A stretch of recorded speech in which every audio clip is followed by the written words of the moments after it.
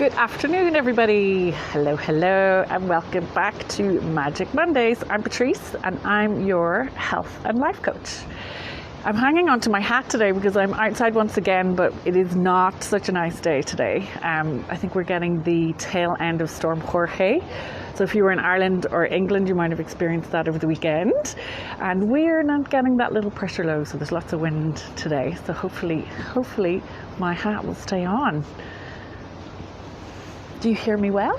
Who's there? Is anybody there? We have, hey Vivi, how are you? Send me some love and tell me how you're checking in this Monday. How are you doing? Hey Eileen. How are you all this Magic Monday? So again, Magic Mondays, if you haven't been here before, is all about injecting some magic into your week so that you can start your week with a little bit of mindset, a little bit of secrets and magic to helping your well-being, your body, or to process emotions. This is what I call magic. And since we've been talking a lot about mindset in the last number of weeks, I am going to talk about something health related today, and that is the number one secret to relieving food cravings without feeling deprived. So does that sound good to anybody? Anybody here got issues with food cravings? Me. This is something that I'm fascinated by because food cravings and emotional eating, it's something that I've been working on for quite a long time. And it's something that I'm working on with my clients daily.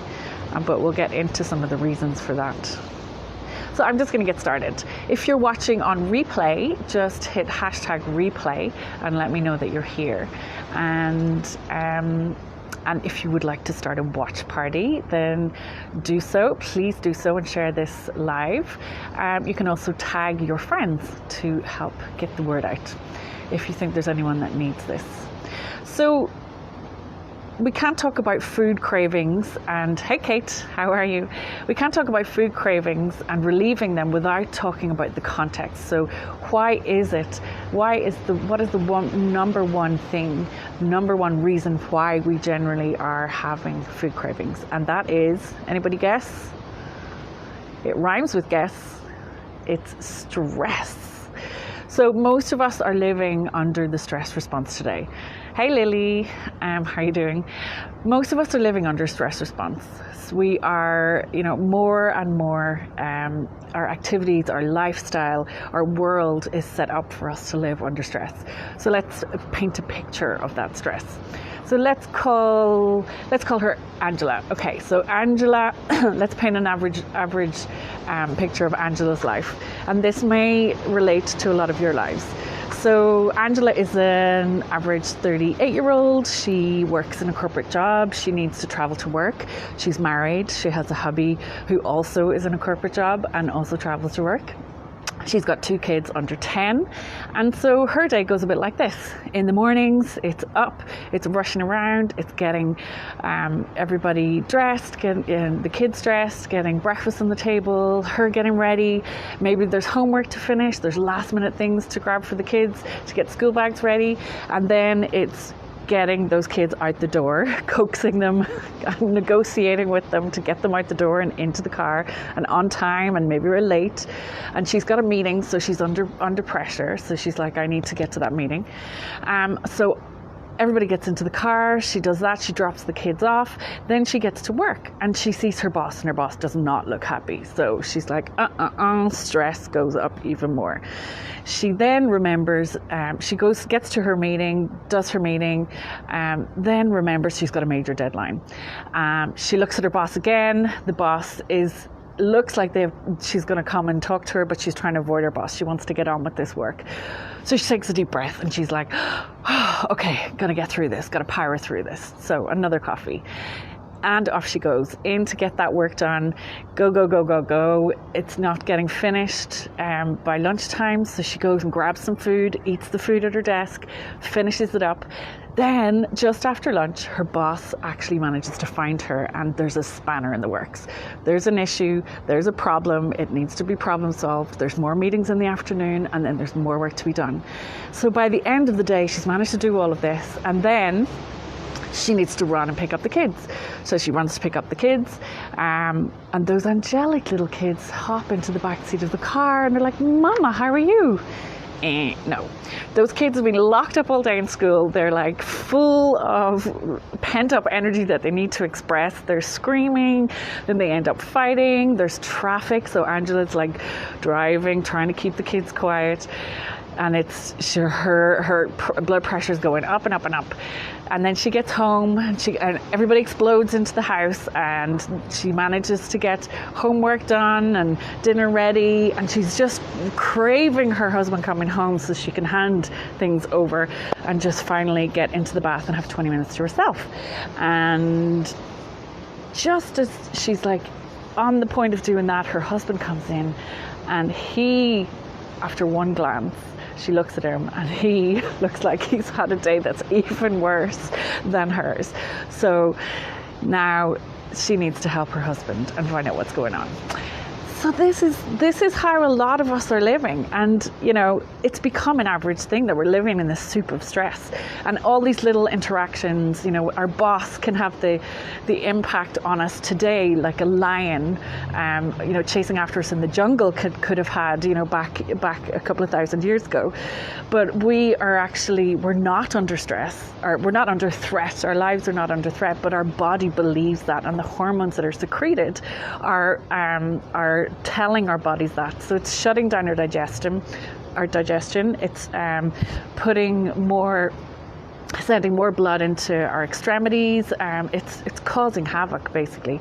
And when we're eating under that stress, we're not able to digest, and we're not able to remove the nutrients we need. And there's so many problems that arise from that.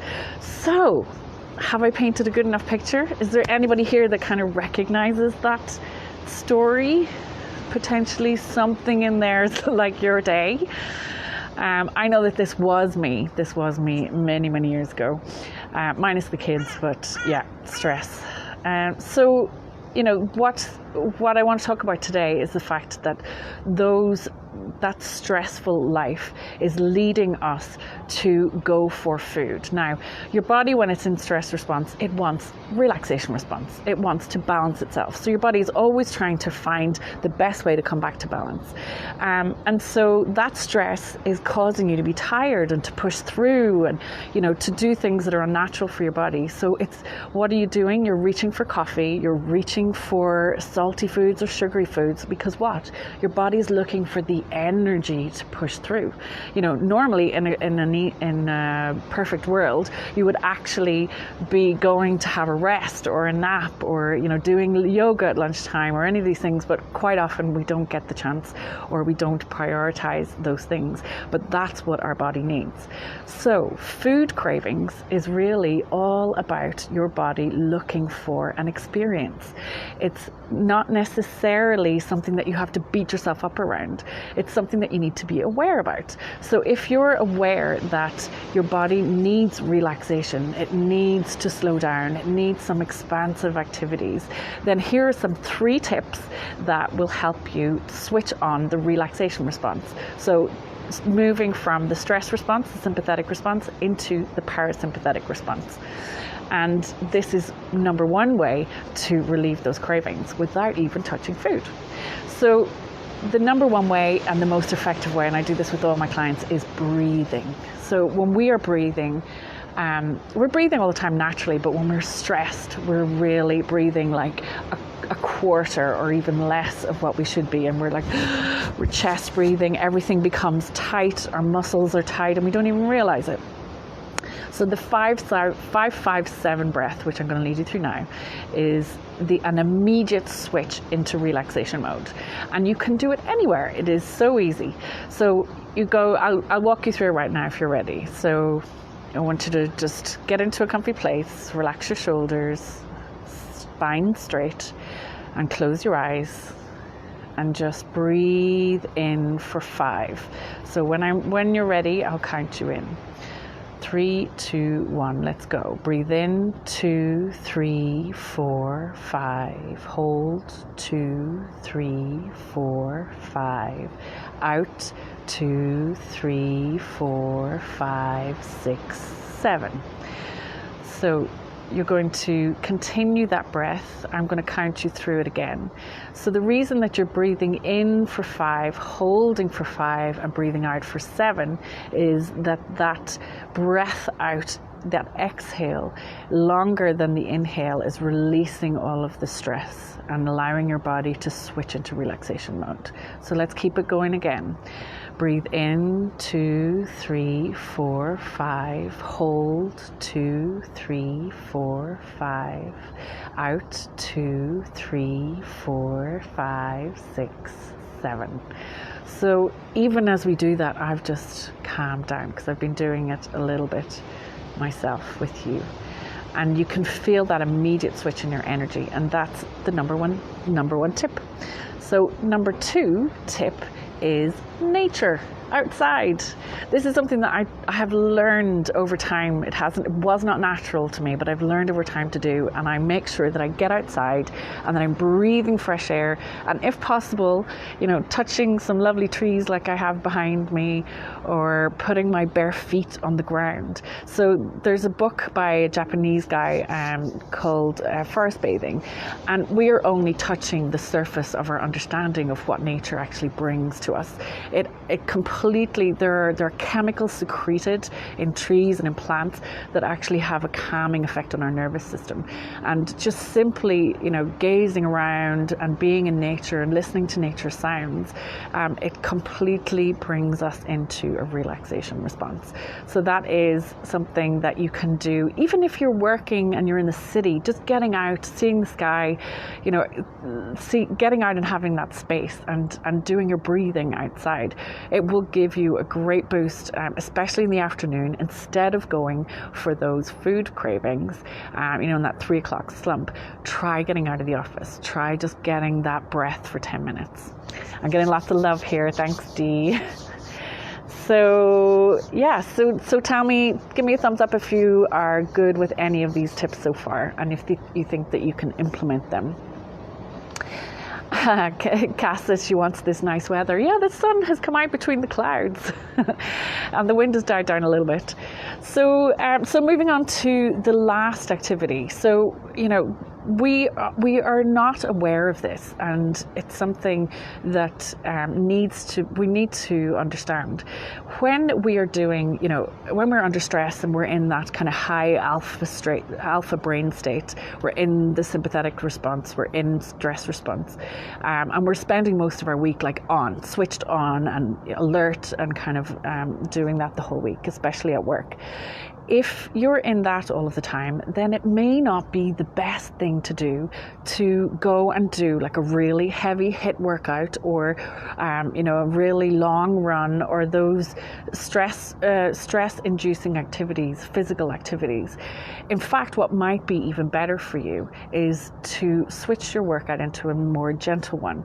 And that's particularly when you have particularly stressful weeks. It's really about you checking in with your body. So if your body's contracted already because of stress, you haven't been breathing, you've been under pressure, all these things have been going on, your body's craving that relaxation. So why not switch to gentler exercise like walking or swimming or yoga? And by yoga I mean, not Ashtanga, like really vigorous yoga, more like Hatha, more relaxed yoga. So just be aware of the kinds of activities that you're doing at the end of your week then to, you could be adding to your food cravings by the end of the week, because the more contraction and the more kind of heavy stuff you give your body, the more it will be looking for those foods, the more it will be looking for those sweet and sugar fixes, just to get that feeling of relaxation.